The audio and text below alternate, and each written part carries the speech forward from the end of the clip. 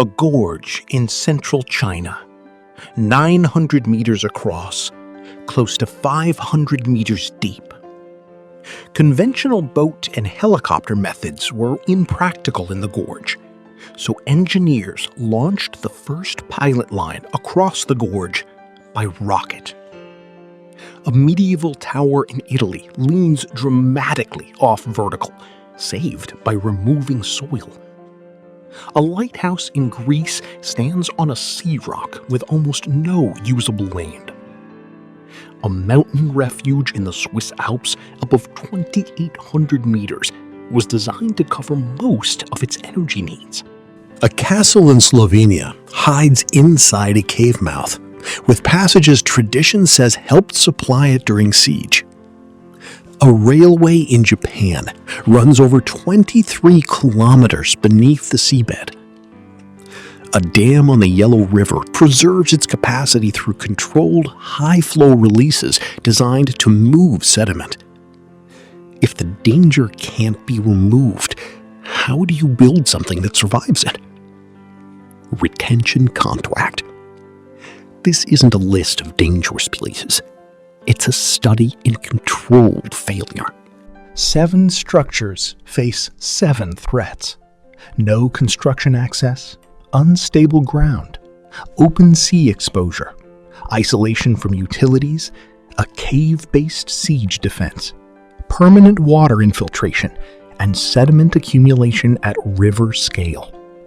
Each chapter identifies the force most likely to cause failure, why an ordinary design could not survive it, and the intervention that controlled that risk, while creating a new dependency that still has to be monitored long after construction ends. These aren't 7 reckless attractions built for a thrill mode each couldn't avoid. The real achievement was never removing the danger, but finding the exact point where failure begins. It starts in a gorge, where the bridge couldn't begin until a rope crossed empty air. Chapter 1. Sidu River Bridge, the bridge that began with a rocket. In the mountains of Hubei Province, central China, a suspension bridge crosses the valley of the Sidu River. The main span stretches nearly 900 meters. Below it, the gorge drops close to 500 meters to the river. The valley walls rise at slopes close to vertical. There's no road down there, no usable river crossing, no flat ground for a work camp. Every standard method for opening a mountain crossing depends on some kind of physical access to the valley floor.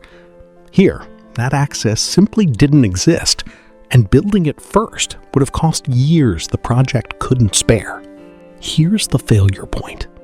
Before a single structural cable could be strung, engineers needed to get a rope from one side of the gorge to the other. Conventional boat and helicopter methods were impractical in the gorge. Even a lightweight pilot line had no straightforward path across that much open air. An ordinary suspension bridge begins with that first cable. Here, there was simply no way to place it. So, in October 2006, engineers tried something new to bridge building. They fired a rocket. Not carrying steel, carrying a pilot line, light enough for the rocket to transport and strong enough to pull a heavier line across afterward. It was a method built for a very different purpose, adapted here to open a construction site rather than close one. That first rope reached the far tower. Once it did, it could pull a slightly heavier line behind it, then another, each cable dragging the next until the main suspension cables and deck sections could be assembled by conventional means. The rocket did not build the bridge. It created the first physical connection across the gorge, allowing every heavier cable to follow. Everything after that point still followed an established, painstaking sequence. Winch, anchor, tension, repeat, cable by cable, until the crossing could finally bear real weight. From there, construction followed a familiar sequence. Two towers, each over 100 meters tall, anchored into rock on opposite rims. Cables tensioned, steel deck sections lifted and joined piece by piece above the void. Crews working suspended over open air for months at a structure that didn't yet connect all the way across. The bridge opened to traffic in November 2009, carrying one of the most difficult sections of the Shanghai-Chongqing Expressway. The deck itself is a 4-lane highway, wide enough for real traffic, running above a drop most people will never see the bottom of from the road. The detail people remember is the rocket. Most assume it built the whole crossing. It didn't. It solved a single, narrow problem, placing the first thread across empty air. And everything that followed still had to be assembled using conventional winches, lifting equipment, and construction crews. The bridge that resulted still depends, every single day, on cables held under exact and continuous tension, inspected on a schedule that never really ends. At Sidu, engineers had no ground beneath the span. At Pisa, the ground itself became the failure. Chapter 2. Leaning Tower of Pisa. The tower saved by removing the ground beneath it. Construction began in 1173. The bell tower was designed to rise straight, floor by floor, to nearly 57 meters, 8 levels stacked in white marble. It never had the chance. Beneath Pisa, the ground isn't stone. It's a shifting mix of soft clay, sand, and silt, layered and uneven, only a few meters below the surface. The foundation was shallow, a ring of stone barely 3 meters deep, laid on soil never tested for what a 57-meter tower would ask of it. By the time builders reached the 3rd floor, one side had already begun sinking faster than the other. This is the failure mode. Not a crack, not an impact, but a slow, uneven compression of the ground, tilting the entire structure a fraction of a degree at a time, year after year. But construction stopped for close to a century during regional conflict. That pause unintentionally let the soil partly settle before building resumed. Later builders even angled the upper floor slightly, trying to compensate for the loom that had already appeared, curving the tower instead of straightening it. It didn't fix the tilt. It just kept the tower standing while the tilt continued for 800 more years. By 1990, the lean had grown severe enough that officials closed the tower to the public. The masonry itself was dangerously stressed, and the usual fixes, underpinning, grouting, adding structural mass, were considered too risky on ground this unstable. Engineers wrapped the lower stories in steel cables and added hundreds of tons of temporary lead counterweights just to buy time. The solution that finally worked sounds almost backward. Engineers didn't reinforce the sinking side. They removed small, carefully measured amounts of soil from beneath the opposite side, the higher side, letting that side settle slightly and pull the tower back in a controlled, continuously monitored margin towards center. The removal happened gradually, in stages small enough that the tower could be watched, measured, and paused at any point if the response wasn't what the models predicted. The conservation brief required engineers to reduce the danger while preserving the tower's defining historic lean. Engineers only needed to move it back from the edge of collapse. By the time it reopened in 2001, the lean had been reduced by roughly 10%, enough to secure the tower for generations without erasing the tilt that makes it recognizable. Sensors embedded in the structure still track its movement today, a permanent instrument panel bolted onto an 800-year-old building. What engineers still can't promise is a permanent expiration date on the fix. Early projections suggested the current stabilization should hold for centuries, but soil this soft has surprised builders before, and continuous monitoring exists precisely because nobody is willing to assume the ground is finished moving. Pisa didn't survive because the ground became solid. It survived because engineers learned exactly how much of that unstable ground they could safely take away. Pisa survived by carefully moving through unstable soil. The next structure has almost no soil beneath it at all. Chapter 3. Tourlitis Lighthouse, the lighthouse with almost no land at all. Off the coast of Andros, Greece, near the old harbor of Chora, a narrow spire of rock rises out of the sea. There's no beach, no dock, no surrounding land at all, just a weathered stone column carved down to its current narrow shape by thousands of years of wave action, with barely enough surface at the top to hold a lighthouse and a stairway leading up to it. The same erosion that sculpted the rock into something striking to look at is the erosion still working, slowly, against everything built on top of it. This is the failure mode most lighthouses avoid entirely. Total exposure. No breakwater, no harbor wall to absorb impact. Every storm arrives directly against the base. The original lighthouse was built here in 1887 and began operating a decade later in 1897, standing 7 meters tall on the rock, but with a beam visible from a focal height of 36 meters above the sea. It was placed deliberately at this exposed point because that exposure is exactly what made it useful. Ships needed to see it from difficult angles, in difficult weather. The same isolation that made the site dangerous also made it necessary. For nearly 50 years, it worked. Salt spray corroded the metal fittings. Wind battered the tower without pause. And still, it held its place. Until September 1943, when German bombing during the Second World War destroyed it, leaving only the bare rock and a skeletal frame behind. For decades afterward, nothing proper stood on the rock at all. Ships passing at night lost the marker that had once told them exactly where the harbor began and the open water ended. The lighthouse was only rebuilt in 1994, funded by the Goulandris family in memory of their daughter, and reconstructed close to its original form on the same exposed foundation.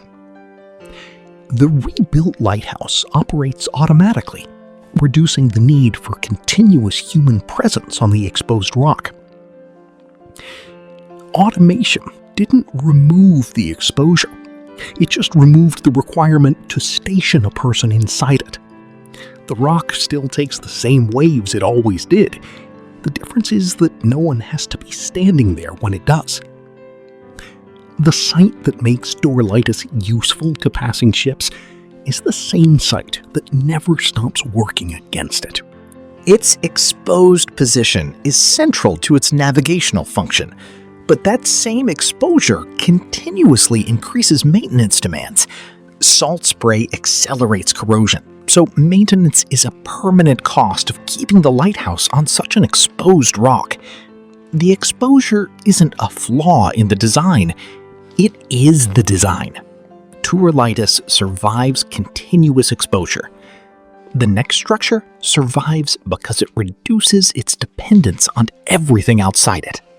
Chapter 4. Monte Rosa Hut, the building that must keep itself alive. Near Zermatt, Switzerland, at an altitude of roughly 2,883 meters, a mountain refuge sits beside the Gorner Glacier. There's no road to it, no power line, no water main, no sewage connection. Whatever the building needs, it either brings up the mountain or produces itself. That's the failure mode here. Not one storm, not a single structural weak point, but constant dependency. Every pipe, cable, or delivery route a hut like this would normally rely on simply doesn't exist at this altitude. A conventional alpine hut solves that by importing everything: fuel, water, supplies, hauled up by hand or helicopter, trip after trip for an entire season. That approach works, but it scales badly. Every additional guest, every extra week of operation means another delivery run across terrain that doesn't forgive mistakes. The Monte Rosa Hut opened in September 2009 through a project led by the Swiss Alpine Club and ETH Zurich, was built to need far less of that. The cornerstone was laid in 2008, and thanks to prefabricated components flown in and assembled on site, the entire building went up in under 5 months across 2 short alpine summers. A schedule dictated less by ambition than by how narrow the construction window at this altitude actually is. Its faceted aluminum shell reflects the surrounding rock and ice. The compact, rounded form reduces the surface area exposed to wind and cold, cutting the energy needed to keep the interior livable. A shape chosen the way a smaller target is chosen against a storm that never really stops. Photovoltaic panels on the south-facing wall generate electricity. Solar collectors heat water and preheat incoming air. Glacial meltwater is collected, filtered, and reused, with wastewater treated on-site instead of hauled back down the mountain. The design targeted roughly 90% energy self-sufficiency, excluding cooking energy, although real performance varies with weather, occupancy, and operating conditions. Visitors often assume a building this remote must run on generators and stockpiled fuel, the way older alpine huts do. Monte Rosa was designed to reduce that dependence through solar energy, stored meltwater, strong insulation, passive thermal performance, and on-site treatment systems. That's remarkable, but it isn't total independence. Supplies, staff, and fuel for the remaining gaps still arrive by helicopter and on foot. The building doesn't eliminate the mountain's isolation. It makes that isolation survivable, season after season, for as long as the hut stays open. One question the hut can't fully answer on its own: as the surrounding glaciers continue to change, how the approach routes and terrain around the building will behave in coming decades is still something researchers here are actively studying, not something already settled. The achievement isn't that nothing from outside ever reaches Monte Rosa, it's that so little has to. Monte Rosa turns isolation into autonomy. The next structure turned an inaccessible cave into a supply system. Chapter 5. Predjama Castle. The fortress fed through a mountain. In southwestern Slovenia, a castle rises out of the mouth of a cave, built directly into a limestone cliff more than 120 meters high. From below, it looks less like architecture than an extension of the rock itself. Walls fused into stone, with no clear line between what people built and what the mountain already provided. The current structure took shape gradually, beginning in a Gothic style and rebuilt in the Renaissance manner after later damage. But the cave mouth it grows out of never had to be built at all. It only had to be used. An ordinary hilltop fortress has a defined perimeter. Walls, gates, approaches an attacking force can map and target. Here, most of those approaches simply don't exist. The cliff does the defending on nearly every side. But that same advantage created a different problem. How do you supply a fortress that's this hard to reach? The mountain itself provided the answer. The castle is first documented in 1274.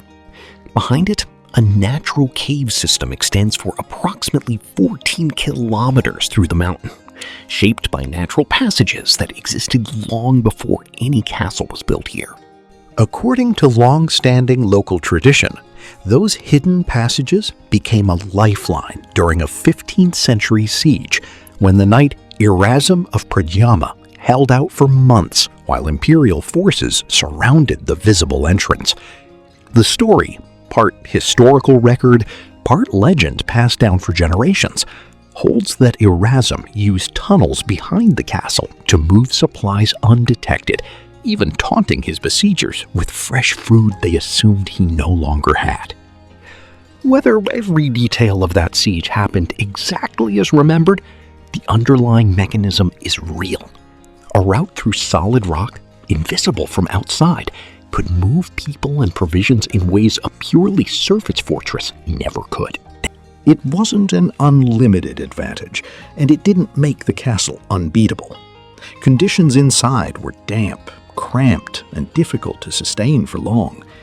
Tradition holds that Erasm was eventually killed not by breaching the walls, but by a single well-aimed strike after his position was betrayed. And the structure itself was tested by more than sieges. It was heavily damaged by an earthquake in 1511 and rebuilt in its present form later that century. How much of that 14-kilometer network Erasm's household actually used for supply runs is not something anyone fully mapped at the time. Much of the Ypres cave system remained unexplored for centuries afterward. The cave didn't make Predjama invincible. It gave a nearly unreachable structure a way to stay reachable on its own terms for as long as its defenders controlled the mountain behind it. The same rock that sheltered them also decided how much of the outside world they could still draw on when it mattered most. Predjama used rock to keep attackers out. The next structure had to keep an entire sea out. Chapter 6. Seikan Tunnel, the railway beneath a strait. Between the Japanese islands of Honshu and Hokkaido, a railway runs beneath the Tsugaru Strait. The tunnel stretches nearly 54 kilometers in total. More than 23 kilometers of that run directly under the seabed, with the tracks sitting roughly 240 meters below sea level. This is the failure mode. Water. Not as a sudden disaster, but as a permanent condition.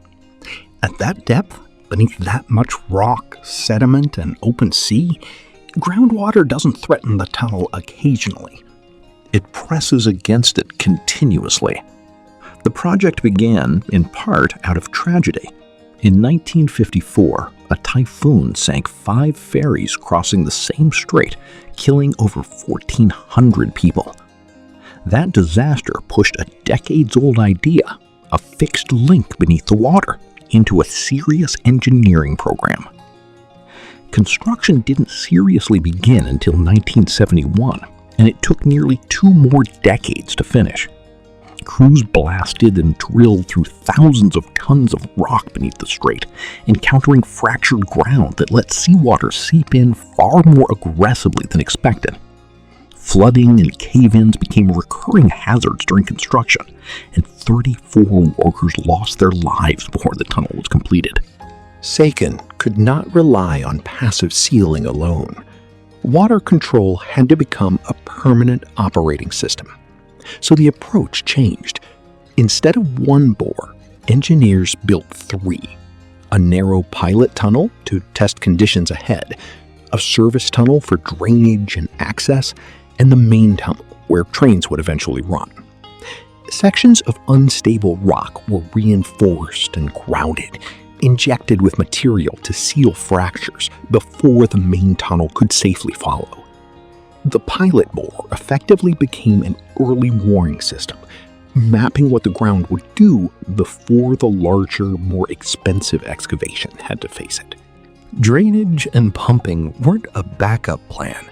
They became a permanent part of how the tunnel operates, running continuously to manage water still finding its way in through the surrounding rock. 2 undersea stations were incorporated as service and emergency facilities, providing additional access and evacuation points inside the long submerged section. The tunnel opened in March 1988, connecting islands that ferries alone had served for generations. Today, it carries both freight trains and Hokkaido Shinkansen services, monitored around the clock for water levels, air quality, and structural movement. People assume a completed undersea tunnel is a finished, static thing, sealed once and left alone.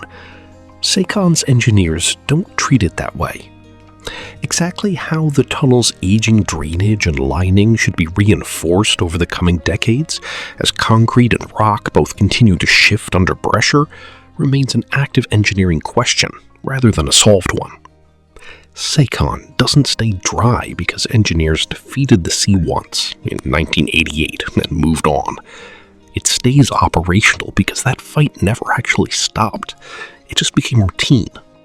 Seikan survives by preventing gradual infiltration from becoming sudden failure.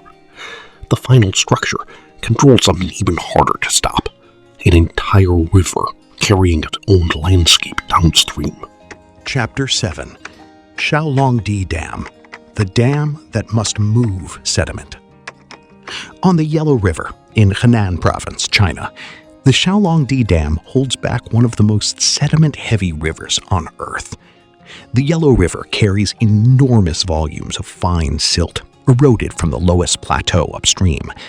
Historically, the Yellow River carried some of the highest sediment loads recorded in a major river system. Every dam built across it inherits the same underlying problem. That silt doesn't just pass through, it settles. For most dams, sediment buildup is slow and manageable. For Xiaolangdi, it's the central threat to the structure's entire function. Left unmanaged, sediment accumulating in the reservoir would steadily shrink its water storage capacity, and downstream, the riverbed itself would keep rising. That's not new to this river. In places, centuries of natural silting have already left the lower Yellow River's bed sitting several meters above the surrounding farmland, contained only by artificial levees. Construction began in 1991, and the dam entered operation in 1999. A conventional dam resists sediment simply by enduring it, dredging when possible and losing capacity over time regardless. Xiaolangdi's engineers built something different: deep outlets positioned specifically to manage sediment, not just release water. And since the early 2000s, operators have coordinated with reservoirs further upstream, including Sanmenshao and Wanjiajai, to run water and sediment regulation operations, control high-flow releases designed to mobilize sediment, timed to carry it out of the reservoir and back into the river's natural flow toward the sea, before it can bury the reservoir's own capacity to hold water at all. This isn't a failure of containment. It's the opposite. A dam designed with the understanding that holding everything back permanently was never actually an option. The releases are closely engineered, monitored in real time, calculated for volume, timing, and sediment concentration, and coordinated with other reservoirs along the river system. They support flood control, irrigation, water supply, and hydropower, but they carry a real cost too. Sudden high flows reshape the downstream channel and stress the ecosystems living in and around it, effects that require active, continuous management, not a single fix. It's tempting to picture these releases as a single dramatic gate opening once and solving the problem. They aren't.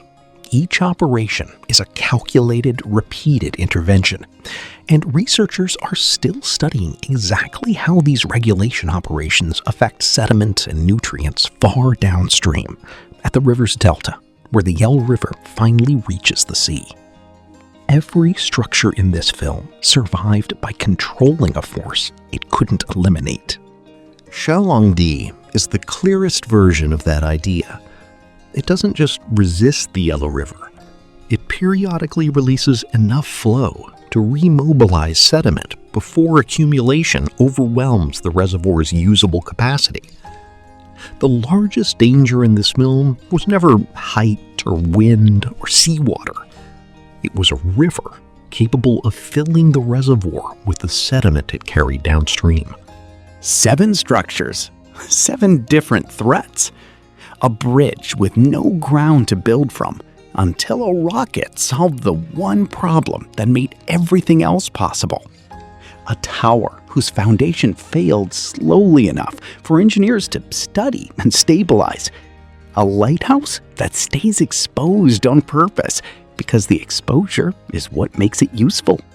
A shelter that was designed to generate most of what it needs because almost nothing can reach it otherwise. A fortress that turned a cave into a wall and, according to tradition, a hidden supply route. A tunnel that stays dry only because the fight against water never really ends. And a dam that preserves its capacity through controlled high-flow releases, moving sediment before accumulation takes control of the reservoir. None of these structures became independent of their environments. What changed was narrower and harder to achieve. Engineers identified the path failure was most likely to follow, then built systems that keep deformation, infiltration, corrosion, or accumulation inside monitored limits. Every solution created a new dependency. Tensioned suspension cables, monitored soil settlement, marine foundation maintenance, managed energy and water supply, cave and structural stability, continuous drainage and pumping, and active water and sediment regulation. The most dangerous structure was never the one above the deepest drop. It was the one whose weakest point had been misunderstood.